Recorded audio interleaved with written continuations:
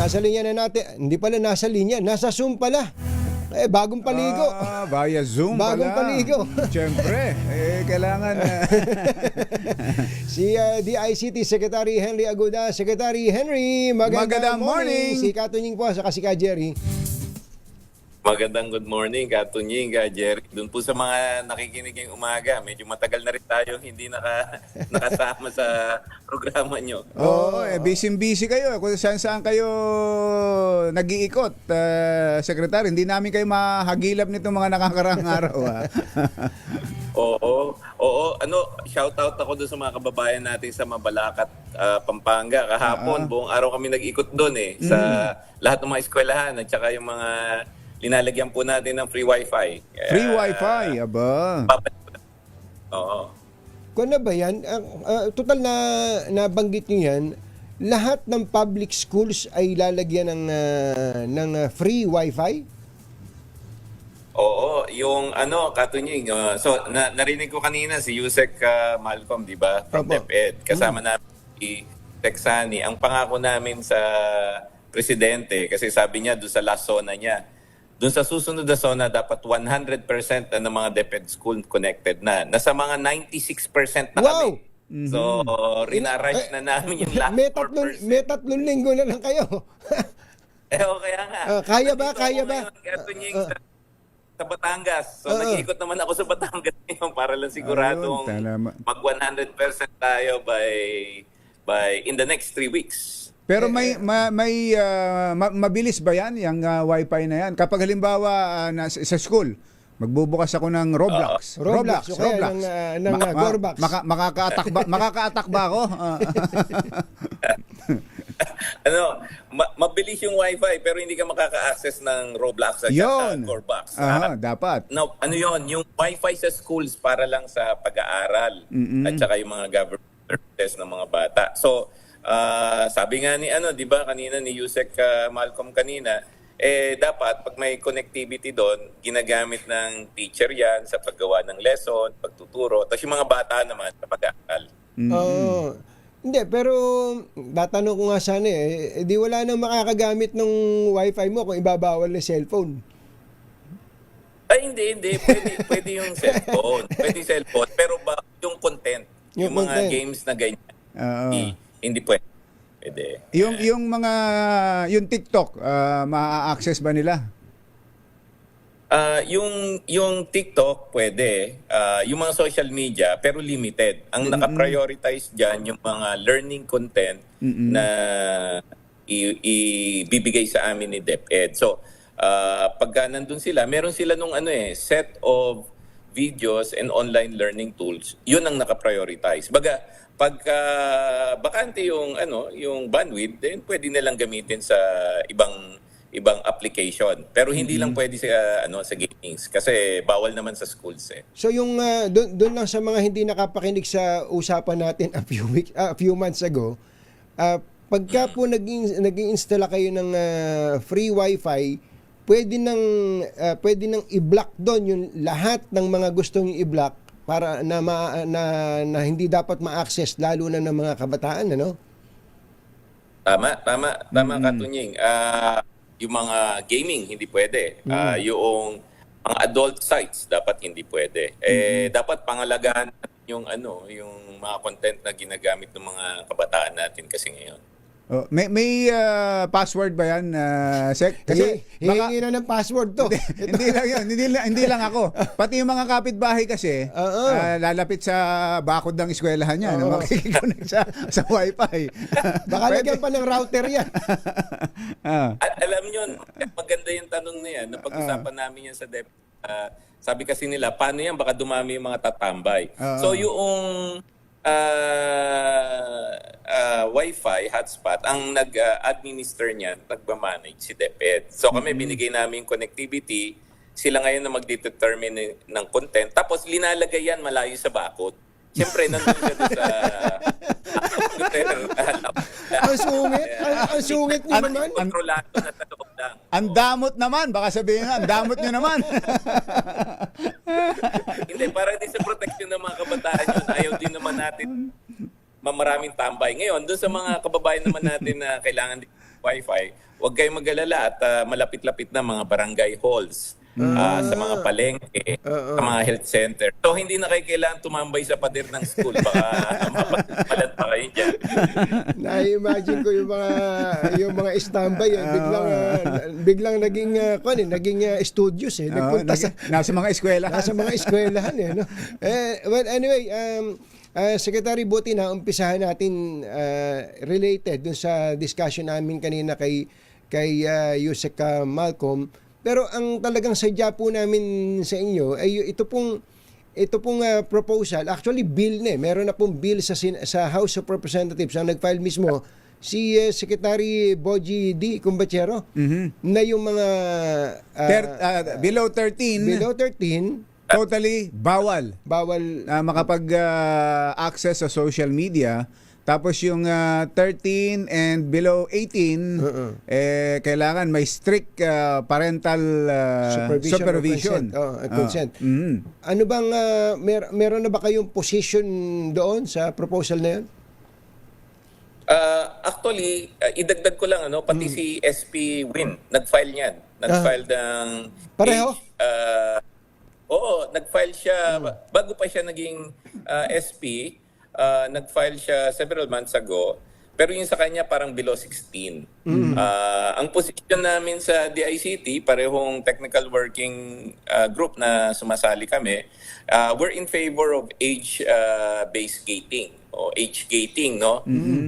Tanong na lang dyan, 13 ba, 16 ba? Ang sa amin, ang sweet spot nung tinitingnan namin, meron kasi from 13 to 18 Sa amin, ang sweet spot na rin-recommend namin, baka 16. Tama-tama lang. Kasi Australia, 16 ang 16 ginagamit. din. So kung 16 and below, tama ba? O below 16? Actually, Below magkaiba yun. Okay. Below 16. Below 16. Oo, Below 16. kasi yung iba, sabi nila, 16 and one day, lagpas na yon. So pag below 16 ay anong gusto niyo mangyari? If you are below 16, anong mga bawal sa kanya?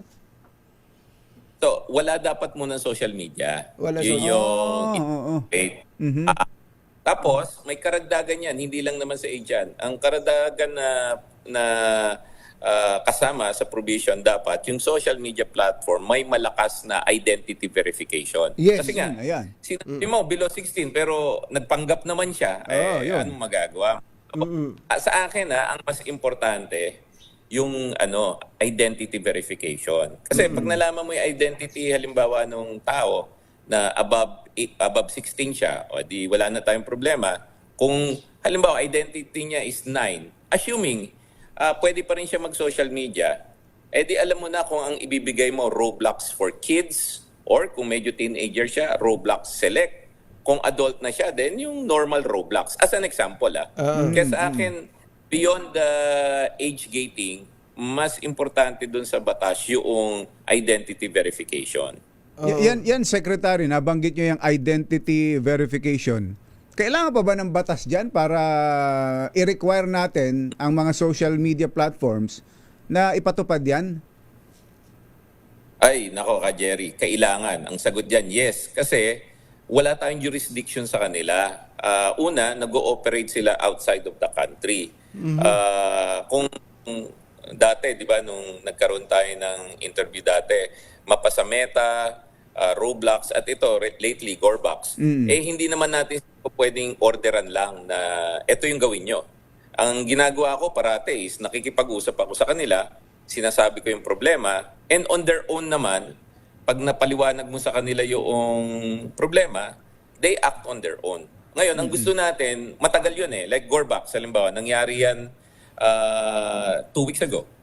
Pero natanggal siya sa Google Store at saka hindi mo na siya malaro kahit na-download mo yung app. Umabot ng mga 1 linggo, sabi nga namin kay Gorbox, alam nyo, nung nangyari yung Tacloban, lalo sumikat yung game nyo, daming nag-download ng mga bata So, ang gusto naman, mas mabilis ang enforcement.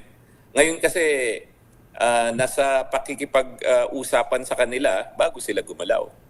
Teka muna, paliwanag nyo nga sa amin yung walang jurisdiction. Ano ba Wala ba silang opisina dito? Hindi ba nila kailangang humingi ng lisensya sa gobyerno para payagan silang makapag-operate o makapagnegosyo dito, Sec? Oo, alam mo, Katunyang, unfair nga sa inyo yan eh. Kayo, you create content. Pero as broadcasters, kailangan nyo ng lisensya sa NTC. Yes. Tapos meron pa kayong self-regulating body na nandito sa Pilipinas, si KBP. KBP, At yes. that time, kailangan kayo mag-register sa SEC. Sila hindi eh. Yun ang problema. So, at saka yung mga opisina Yun pala nila yun. outside of the... Kaya wala akong kakatukin ba? So, kailangan pupunta pa ako ng Germany para kay Gorbax, o kaya pupunta ako sa US para kay Google. So yun ang problema. Kaya medyo mahirap kasi susulat kami, makikipag-usap, tapos saka lang sila aakto. Pagka naipaliwanag mo na sa kanila na hindi, may problema yung platform nyo, baka kailangan tignan nyo muna kung ano yung mga protection na kailangan nyo ibigay. Yan nangyari yan sa Roblox, kung maalala nyo, di ba? Hindi natin naban si Roblox kasi si Roblox sumunod ka agad. Meron na siyang parental protection, at pag nagchat-chat yung mga bata, nakikita nila ngayon yung pinag-uusapan ng mga bata. Nakikita ng Roblox yan. Si Gorbax naman, nung nakipag-usap kami sa kanila, nagsalita na si Mr. Philip. Maayos naman kausap sila Gorbax. Sabi nila, sige, we will put some development effort in improving their system. So in the meantime, naka-suspend muna sila. So yung ganun din ba si Facebook? Hindi ba may opisina si Facebook dito saka si Google? Si Google, ito, explain natin si Google. Si Google, malaking conglomerate yan. Biyak-biyak yan. So si Google na nagbebenta ng IT solution, may opisina dito. Si Google, nag-YouTube. Yes, At saka Google Ads, walang opisina dito. Yun ang problema. Si Meta naman, yung nagbebenta ng ads, meron dito.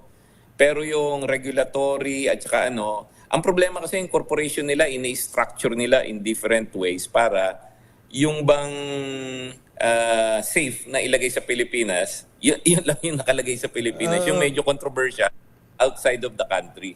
So, in other words, lahat ng ito na kumikita sa pamamagitan ng mga users na Pilipino, hindi sila nagbabayad ng tax sa atin? Hindi. Nako, malaking usapan yan, Katunying.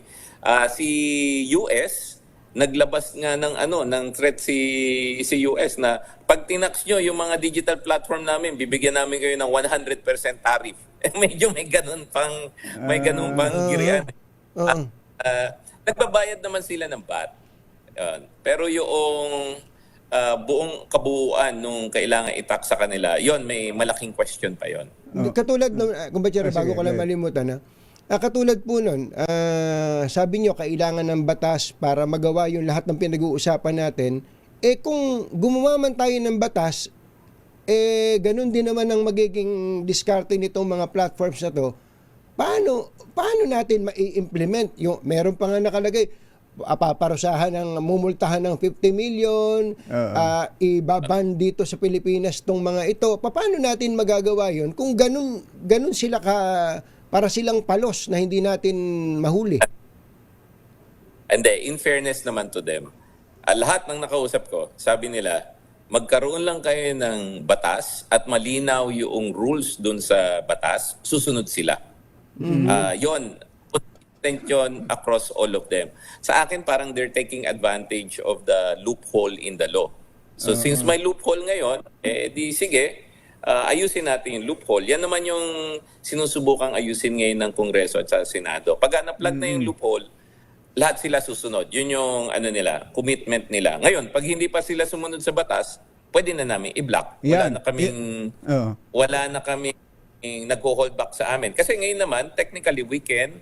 Ang problema lang, may mga mapeperwisyo kasi may mga gumagamit naman na tama. Yung mga kabataan po natin, hindi po sa ayaw namin ng games. Ako po yung naglalaro din. Minsan naglalaro ko, kasama ko yung anak ko sa game na lagi ako natatalo. Pero bagay-bagay na dapat nare-regulate. Pag nakakasakit na siya, nakaka-harm, yun dapat tanggalin natin. Doon sa best interest of many, yun sa nakakarami. Yun nga yung itatanong ko sana sa inyo, Secretary.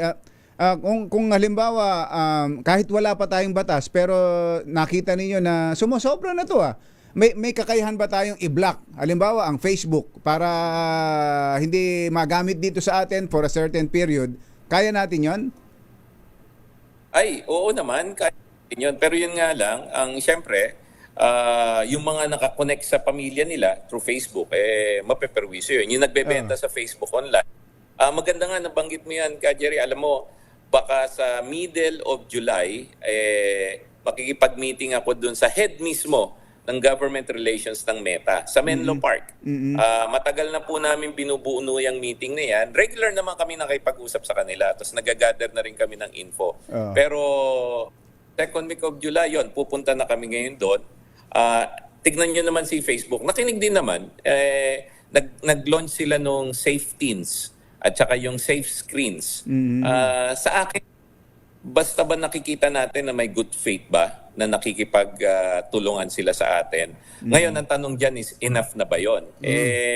Tingin ko hindi pa. Dahil sabi nga nila, one child that gets harmed by social media is more than enough. Diba? Dapat walang batang ma-harm sa OSAEC, sa tinatawag ngayon na nihilistic, violent extremism, dapat walang ganon. So, basta kabataan, dapat 100% safe dapat. Dito, natawag ulit ang atensyon nating lahat dahil may pangyayari.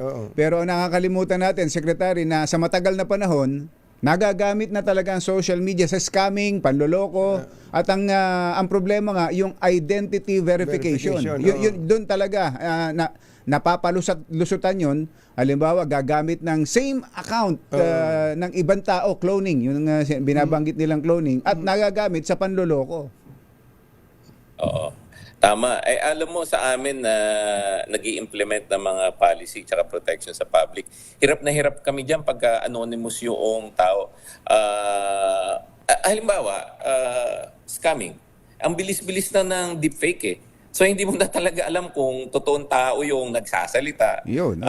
Minsan nga, nalilito ako, nakikita ko, nagsasalita ako sa camera. Tapos, sinabi ko ba yan? Yun yung mga...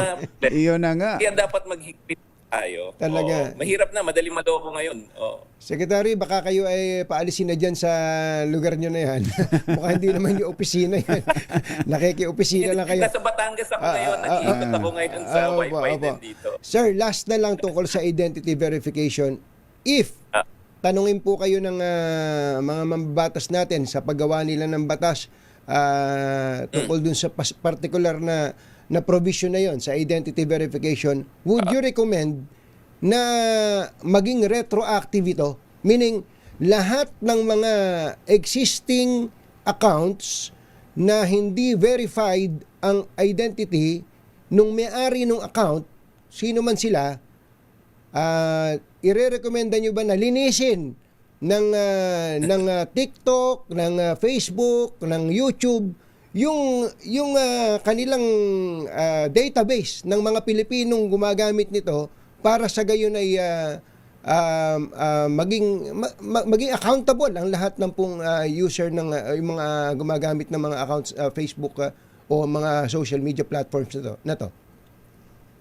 Ay ako, Katunying, yes. Sa akin kasi mas maganda niyan, lahat nung nasa internet ngayon, social media, ang sinasabi ko nga, gamitin nyo na yung national ID, yung PhilSys. Kasi yun na yung ultimate identifier eh. And tinetest na po ni Roblox yan. Yun naman kagandahan. Sa akin, yan po yung rin-recommenda namin. Pero doon sa experience po sa Australia, nung in-implement po nila yan, automatic naman na nalinis. Yung mga iba na hindi verified, nawawala na doon sa platform nila eh. Kasi yung platform pala, idagdag ko, magkakaroon ng accountability pagka nagkaroon ng problema. So kung halimbawa, may isang user, hindi verified, fake na tao, tapos post ng post, tapos yung pinopost niya, nakasakit sa kapwa, nakaviolate ng law, pag fake na tao yon, sino kakasuhan mo? Di yung platform na Kasi kasama dun sa batas, Yan. yung Gusto natin yan. ng platform. Ayun. So oo. automatic si platform mismo linisin yan hanggang May sa accountability. mga fake na accounts. Yes, sir. May Naku. accountability sila. Ayun. Sana magkatotoo itong lahat ng pinag-uusapan natin na to at maging mabilis kumilos ang ating Kongreso. Ang gusto nga namin ni Kumbachero, kung po pwede, I-certify na yan. i-certify as urgent ng Pangulo ito pong batas na may kinalaman dito. Secretary, salamat. Magandang Thank umaga you. po. Thank you, Secretary. Magandang umaga sa inyo lahat. Thank you. Masamang tao